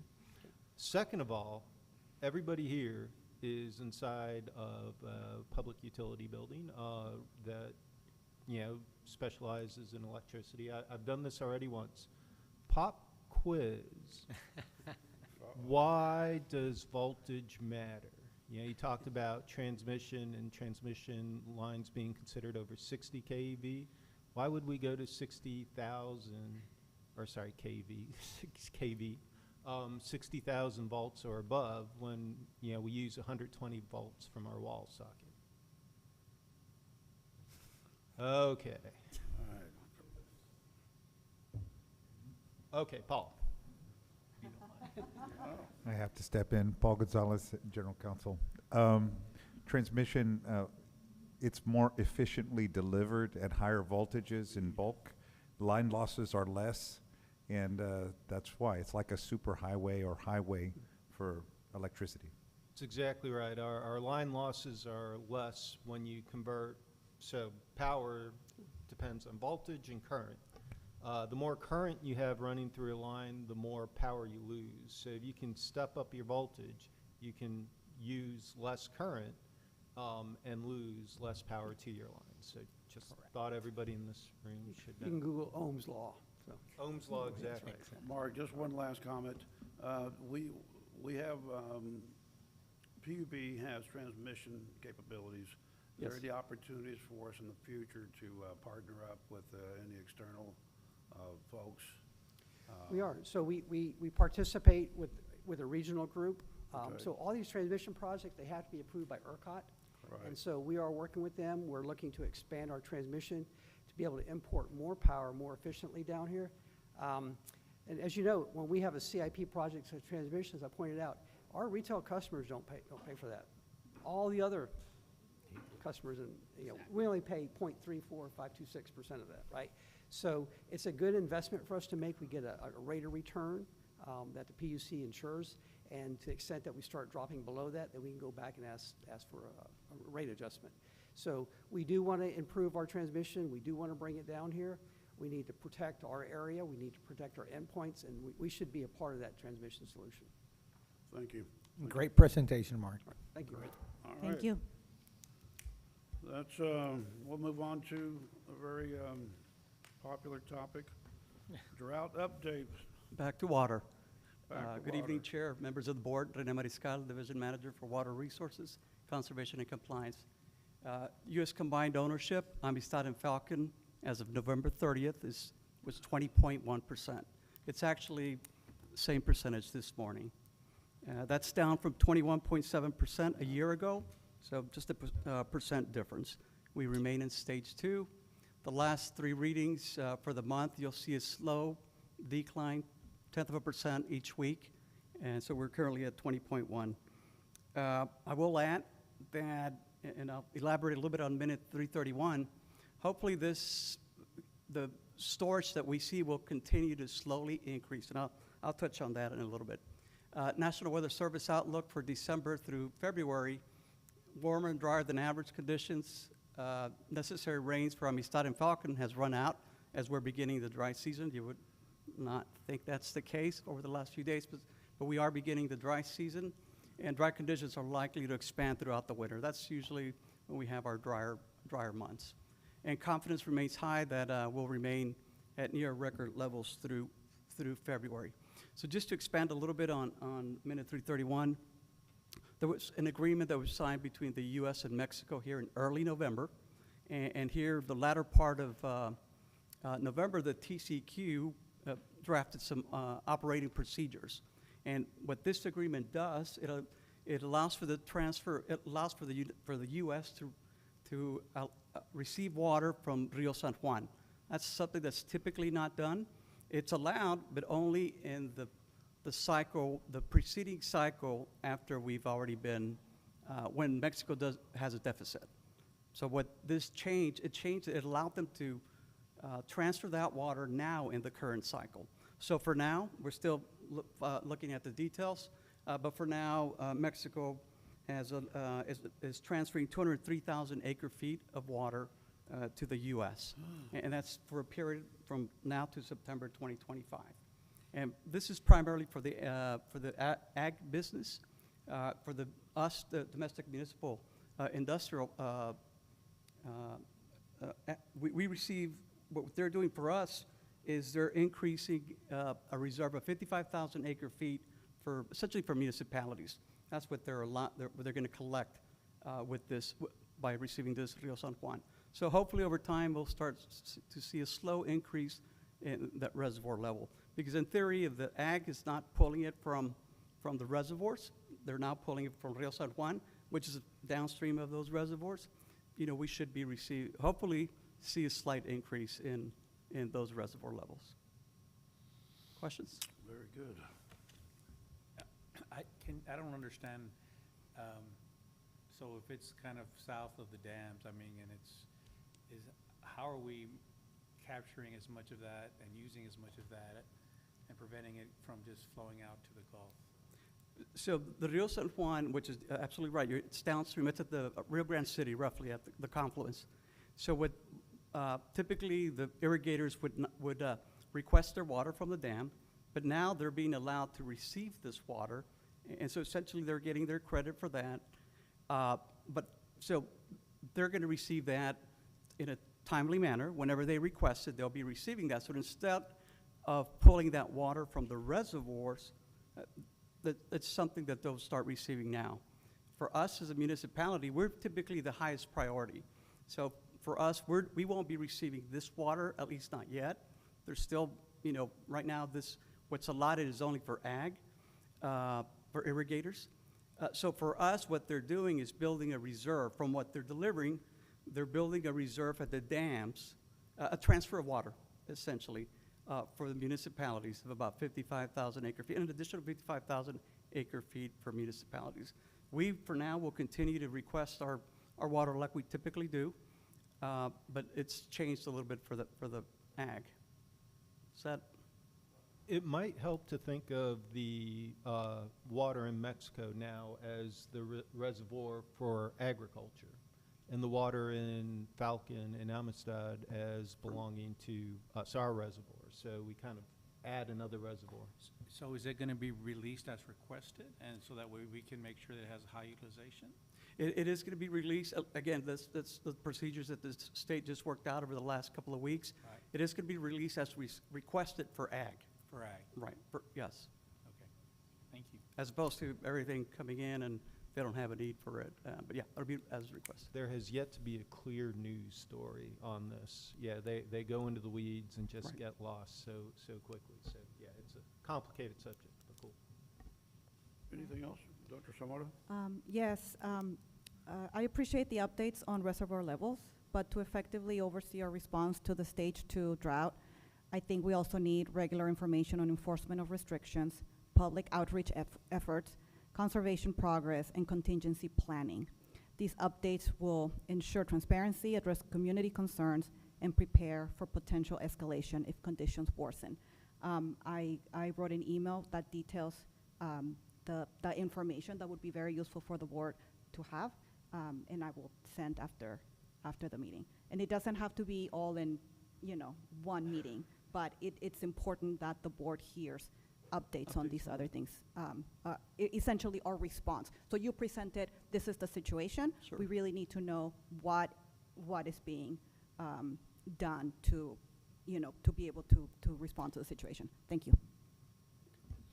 Thank you. Okay, so noted. All right, the next item, thank you, Mr. Mariscal. Next item is Mr. Eddie Hernandez giving us a update on the AMI project. Good evening, Chairman, members of the board. Oops, let me back up one. Just to give you a quick update, these are some of the items that we have that we are in the process of completing or have done. The head-end systems are being provisioned. The meter data management system is being provisioned. We've completed the electric meter bench tests. That's important because those are the meters that we're actually going to be using out in the field. There's about 20 or 30 different kinds of meters. As we take those meters, then we can pass that along to electrical and say, from now on, this is the meter you're going to be using. So they will start purchasing those meters from this point forward, and then that's the meter that we will take delivery of. We will continue to read those meters, electric and water, as normal meters. Once the system is lit up, then they'll be integrated. So there's no waste of money there. Again, we've completed the water and electric, the order for the water and electric meters. We've been working with staff on the organizational change management as to how AMI is going to affect the organization and the different changes. We've also worked on the customer engagement plan so that we can start advertising some of those changes. And one of the more important things is our staffing plan. Looking forward, we're going to need to build an AMI department in order to manage this effort. It's a $30 million project. We want it to continue after the fact. And one of our first new hires is actually Mr. Jaime Aguilar back there. He comes from our IT department. Jaime, go ahead and say. Howdy, Jaime. Jaime is going to be our AMI support manager. He comes out of the IT area. So he's working with me on this day in and day out. Oops. I was asked to keep it brief, so what I wanted to tell you was that as far as the implementation, we're on schedule for the implementation part, and we're on budget. We're moving through. If you'd like me to continue with the presentation, I can, or I can answer any questions that you have. I think what you just said is important. You're on schedule, you're within budget, so that's on positive. Then I don't have questions. That's, anything else on the board, or, and this is a great project. I don't think people in the community are going to actually appreciate it until it's fully implemented. But it's going to save a lot of, water that's draining. And then, of course, we'll be able to monitor the electrical consumption, the heavy markets and so forth, but it's good. Yeah, I think this will be great. Just real quick, and this kind of shows you, here's where you are on the project, the timeline. So we're about halfway through. The whole front end was basically planning and designing. We can talk about the project's risks later. They're pretty minimal. They're expected. these are just your generic price increases, your annual price increases. The budget, I did want to point out one thing. Like I said, we are on budget. I apologize, there was one error here that I caught. For some reason, this was blanked out. If you add across 29.7 minus 2.1 is not 25. It's 27, 27.6. This is missing. This should be 0. That should be 2.4, and then everything's good. So all the numbers are correct. Somehow this just got zeroed out. I wanted to point that out because I didn't want you looking at it later and then wondering what had happened. Any other questions? Nope. Anything else? Thank you. Thank you, Mr. Hernandez. We'll move on to item number 4 on the individual consideration items. Consideration and possible action on the transfer of retired vehicles and equipment to the city of Brownsville.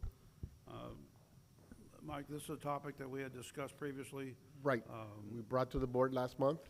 Yes. So we're just circling back to get an approval from the board. How do you want us to proceed? And there was discussion amongst the board members about transferring these assets to the city at no cost. I supported that particular movement. Other board members don't feel the same, but the item is here now. Well, I would say, let's transfer the ones that they need. They may not Well, want they asked everything. for all of. Oh, they did? They asked for They- 16. this is We had about a total of 48 units. They Yeah, came in, we they have- visited, they viewed, they selected 16, which They is have a list that they what's on the would like list. to have. There was a discussion about possibly selling them to them at a market value. I still stand by transferring these assets to the city at no cost. But, So the only detail I want to add, and it's not against, I just think, you know, in the interest of absolute clarity, you know, it's about $162,000 spread over roughly 52,000 ratepayers for the electric utility at least. And as we've already covered, you know, our electric utility really covers a lot of the bases. So, yeah, that's about $3 per ratepayer that we'll be giving away. And so I just thought the board should have that number roughly in mind as something, you know, for reference. It's a good number. It's a small number. Any comments or any motions on this item? Yeah, I mean, I support the motion as well. I mean, it goes in one pocket, comes out the other, right? So it's not like, I'd rather have the city have these assets. They go out there and they're gonna have to go and buy them. They'll buy them probably at new prices, and they're gonna have to pass that on cost in their services. So really, I mean, you know, it's kinda, it doesn't overlap exactly, right? Because the city limits and our districts are a little bit different, but for the most part, it covers a lot of it, by far, a high majority of it. So it's like kind of in one pocket out of the other. I would like to move that we go ahead and approve just a transfer at no charge. We have a motion to approve, to transfer these assets to the city of Brownsville at no charge. I motion to approve. We have a second by Mr. Nahed. All those in favor say aye. Aye. Aye. All those against? Nay. Motion passes. I'm sorry. Nay from. Nay. Mr. Martinez votes negative? Yeah. Okay. All right, so this motion passes the items. Marilyn, y'all Thank you. will work with the city and transfer these items to the city. Will do. And by the way, we did meet with the city manager. We provided this information as well as other items on the agenda on Friday. Okay, well, thank you for that. So we're reaching item number 5, election of board officers for 2025. Ms. Gilbert, do you have any, you gonna monitor this, or you gonna referee this? I will read this for you all. In item number 5, typically at the end of the year, we have the election of board officers. And in your board package, you have the current, and just for clarity, is we currently have the chair, Mr. Rondon. We have the vice chair, Dr. Holman, and the secretary treasurer as Dr. Samora. At this time, I open it up to all of y'all to decide, and the election officers coming up for the incoming calendar year. We don't cover fiscal year, we cover calendar year, and this is the election of officers, how you all need to organize as the new chair, vice chair, remain, or however it is you all want to do this. Any comments or any motions or any discussion or? I would like to make a motion to have Mr. Rendon as chair and Mr. Martinez as vice chair. Okay, we have a motion. I'll second that. So we have a motion by Dr. Zamora to have Mr. Rendon stay as chair and Mr. Martinez will be the vice chair. All those in favor of that motion, say aye. Aye. Aye. All those Aye. against? Mr. Martinez? Just kidding you. Yeah, That I said, motion- aye. That motion passes. So we'll move on to the one other, Before we proceed, let me just add for administrative purposes, we do, for clarity, we did not vote here on the secretary and treasurer. So what would you all like to do is if that is the case, if Dr. Zamora remains in that role, we do need just to make sure that that is, I'll leave it to the council to, on that one. I Wait, so heard we two, vote for chair that? and vice chair, and we need secretary and treasurer. Or did I miss her nomination there? she only made a nomination for the chair or the vice chair. So the secretary treasurer, is that a new nomination? Or is that, I'm going to leave it up to you all to decide how to proceed. This is just clarity. I'm just providing here transparency for us to then, okay, I'll make a motion that Dr. Zamora remain as the secretary treasurer. Can the chair make a motion, one? Okay. I'll second that. We have a second by Mr. Varela. All those in favor say aye. Aye. Aye. Aye. All those against? Dr. Zamora, congratulations, I think. thank you. Okay. Thank you for the clarity. All right, thank you, Ms. Gilbert. The last item is consideration and possible approval of appointment of a Brownsville Public Utilities Board representative to the Southmost Regional Water Authority for 2025. Ms. Gilbert? At this time, this is the same calendar year and in correspondence with the bylaws of SRWA, which you have a copy of them in your packet. Dr. Holman was appointed December 2024.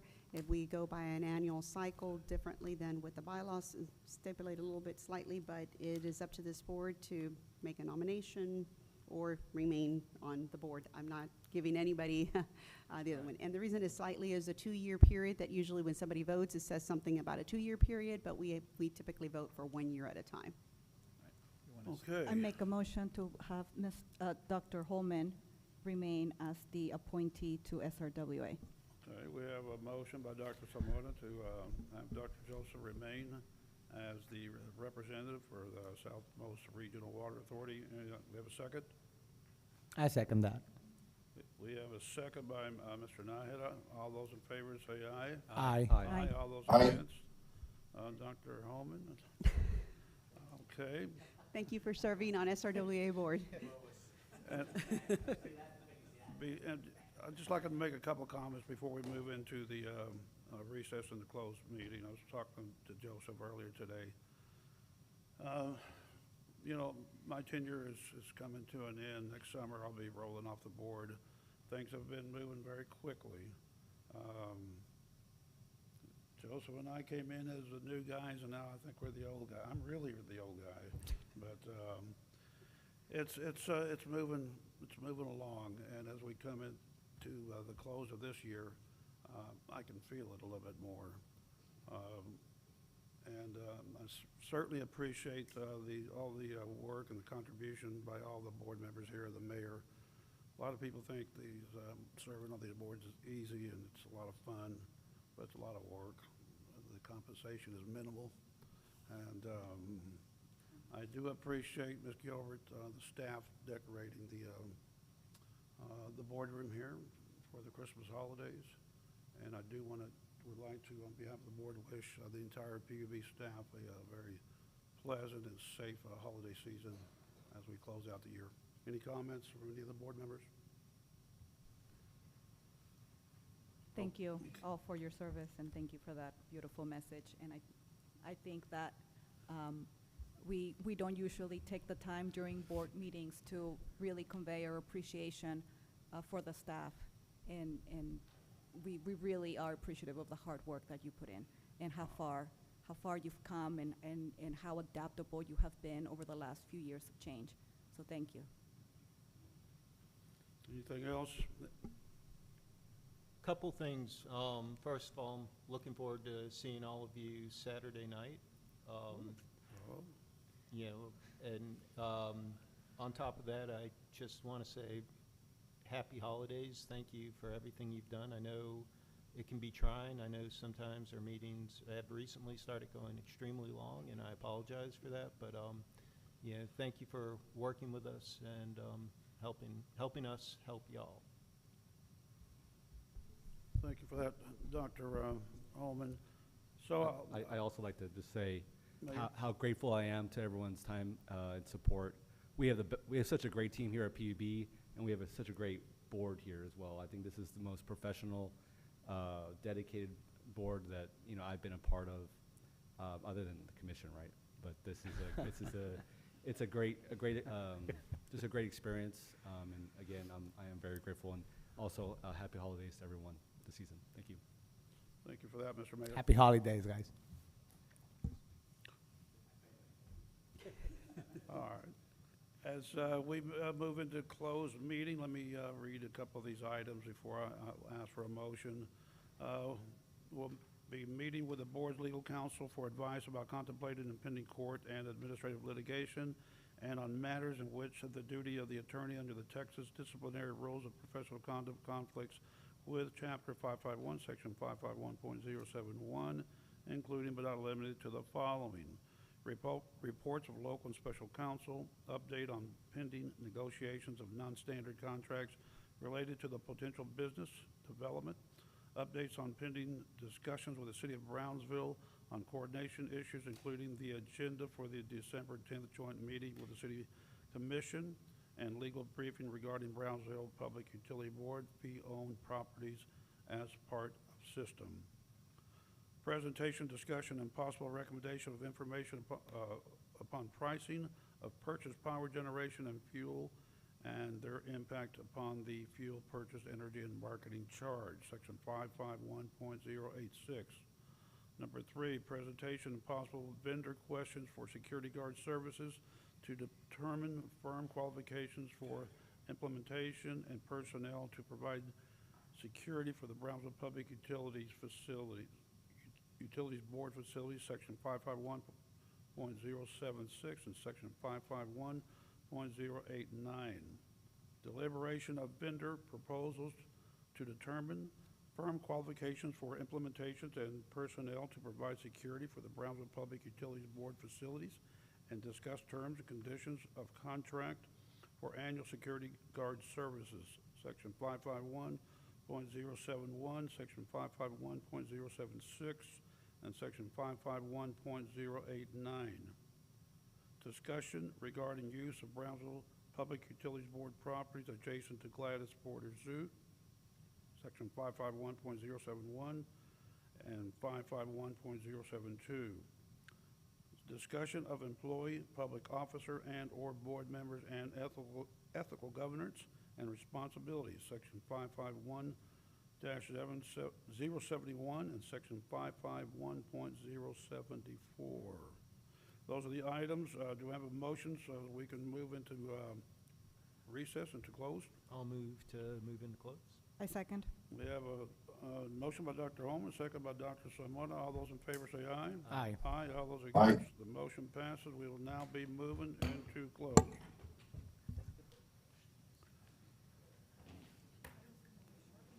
That's what I thought. Joseph told me it was going to be a quick meeting.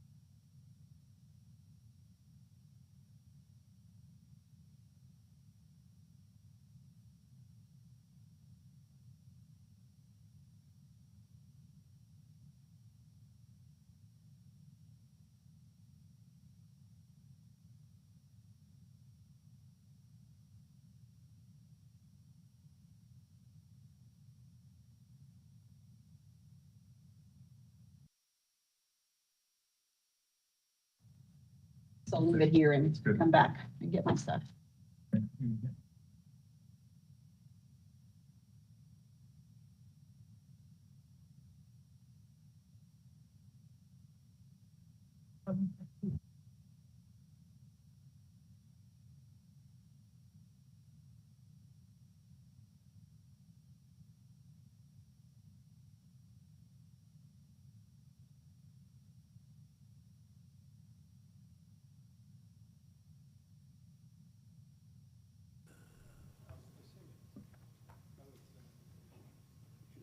Can't see anything.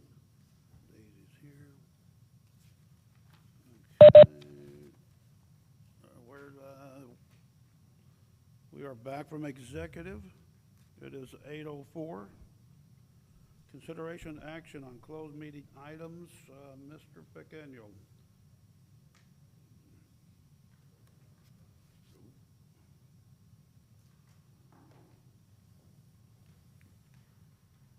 Why do we have two items that we're going to take action on, or just one?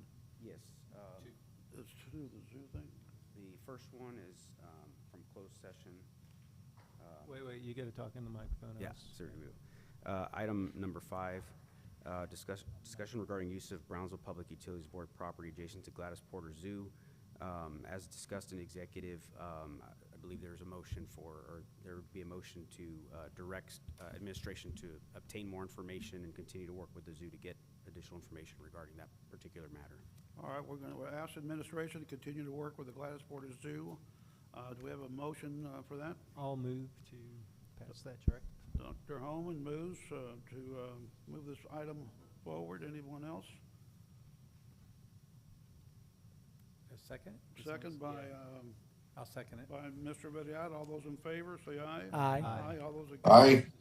This motion passes, and the administration will be working with the Gladys Porter Zoo leadership. The next item? Yes, consideration and possible action to authorize the general manager and CEO to negotiate and execute a contract for security guard services. I believe staff will present their recommendation. They'll be reading the recommendation at this time for the motion. Right, so the BPUB staff, chairman, members of the board, BPUB staff recommends the board authorize the general manager and chief executive officer to negotiate and execute a contract with selected vendor as recommended by BPUB staff for the price submitted by the selected vendor for a 3-year period, with the BPUB's option to renew each year for security guard services at Brownsville Public Utilities Board facilities. Thank you for that. We have a motion. Do we I'll have a move to motion? I'm approve. sorry. Dr. Hopen moves to approve. A second? A second. Dr. Zamora seconds. All those in favor of this item, say aye. Aye. All those Aye. against? This item passes. Okay, consideration action on future agenda items. Anything from the board members on something for the future? Because this year is ending. Would anybody be opposed to discussing the Resaca fee next time? I would say let's see what happens with the city tomorrow. Let's have a conversation with them. I'm not opposed to it, Dr. Zamora. I think we can talk to administration, and then, and we have a good meeting tomorrow with the city, and let's see how that pushes and moves us forward. Okay. Okay? But maybe we should all commit to having the city and making sure we get their input tomorrow, because I know we've been wanting to. And That's a so- good idea. It's a good possibility. All right, so we do have a possible future agenda item by Dr. Zamora. So now I'm going to request a motion to adjourn this meeting. I make a motion to adjourn? We have a motion, we have a second. Second. The mayor, second. All those in favor say aye. Aye. All those Aye. against? This meeting is adjourned. It is now, what time is it? 8,